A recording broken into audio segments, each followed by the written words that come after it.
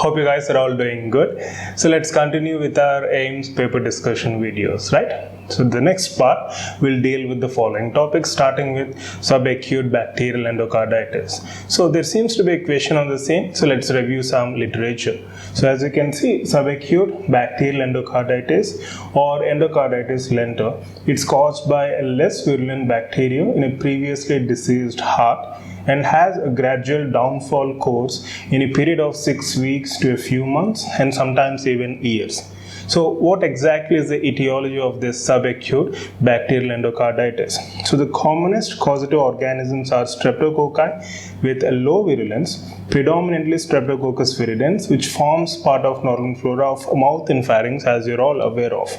Other less common etiological agents include strains of Streptococci and Staphylococci. And as you can see, various examples like Streptococcus bovis, which is a normal inhabitant of GI, Streptococcus pneumoniae and Staphylococcus epidermidis, which are the common commensals of skin, and gram-negative enteric bacilli like E. coli, Klebsiella, Pseudomonas, Salmonella, and various other microorganisms, bacteria including pneumococci, gonococci, and Haemophilus influenza. And also you can see a table distinguishing the features of acute and subacute bacterial endocarditis. Now let's move on to the next topic, edgewise appliance wire bending. So there seems to be a repetition in this particular topic, especially the first order, second order, and third order bends. And one of this we already discussed in a previous NEET MDS paper discussion videos. So let's review some literature pertaining to this. So as you can see, the need for bends in arch wires is minimized with pre-adjusted edgewise or straight wire appliances. So in edgewise wire bending, we have first order bends, second order bends, and third order bends. The first order bends, also called as in-out bends. So the purpose is to compensate for differences in the thickness of labial surface of individual teeth, as you can see in the illustration. The second order bend or tip back bends, so required for mesodistal root positioning. And third order bends or torque bends are required to compensate for the differences in the inclination of facial surface to the true vertical, right? So I hope it's clear. So review these illustrations and then let me know if you need any further information or clarification. Now let's move on to the next topic. Foramen of Scarpa and foramen of Stenson, so they're present in which bone? So maxilla, mandible, I guess those were the options. So maxilla, as you can see, we have the following illustration representing foramen of Scarpa and Stenson. So Scarpa, he was in fact an Italian anatomist and surgeon, so it's named after him. So the two additional openings which are occasionally present in the midline of hard palate, which if present transmit the nasopalatine nerves, the left passing through the anterior foramen and the right through posterior foramen. And also you can see in the opening of incisive foramen the orifices of two lateral canals, and these are named as incisor canals of foramen of Stenson. Through each of them passes the terminal branch of descending palatine artery and nasopalatine nerve. Right?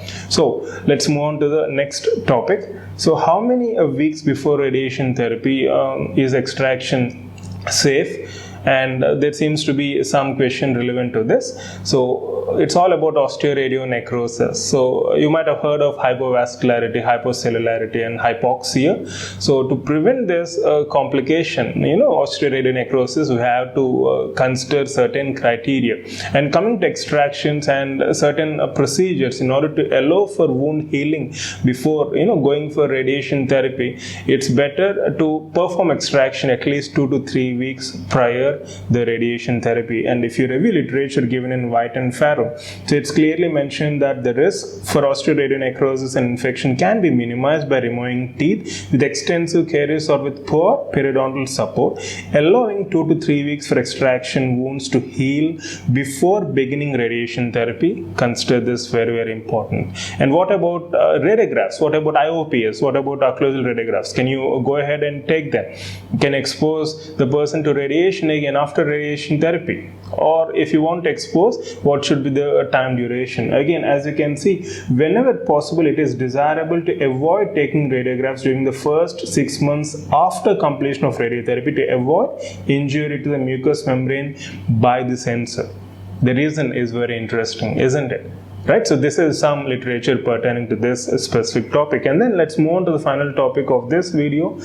Based on functional matrix theory, mandible belongs to a microskeletal unit, macroskeletal unit. So the functional matrix theory was proposed by Melvin Morse, which in fact revitalized the studies on growth and development at a time when the sutural growth theory of Seicher and cartilaginous growth theory of Scott were severely criticized for their inadequacies. The functional matrix hypothesis claims that the origin, form, position, growth and maintenance of all skeletal tissues and organs are always secondary, compensatory and necessary responses to chronologically and morphologically prior events or processes that occur in specifically related non-skeletal tissues, organs or functioning spaces. So according to this functional matrix theory, we have functional matrix and skeletal units, and all skeletal tissues associated with a single function are called skeletal units. And the skeletal unit may be comprised of bone, cartilage or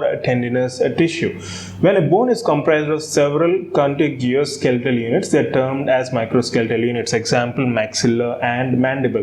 So for example, mandible has within it alveolar, angular, condylar, gonial, mental, coronoid and basal microskeletal units. So these are examples of microskeletal units. Whereas when adjoining portions of a number of neighboring bones are united to function as a single cranial component, we term it as macroskeletal unit. So the entire endocranial surface of calvarium is an example of a macroskeletal unit, right? So this is some literature pertaining to this functional matrix theory and skeletal units in specific. Okay, so let's conclude with this particular topic, and then in the coming sections we'll deal with more topics, right? So I hope it's clear, and as I mentioned, the objective of this sessions is to have literature review pertaining to these questions, so that if at all a question arises from these topics or related topics, you guys should be able to answer. Right? So for any further queries or assistance, you're more than welcome to get back through mail 24/7. So wish you all the best. Love you all.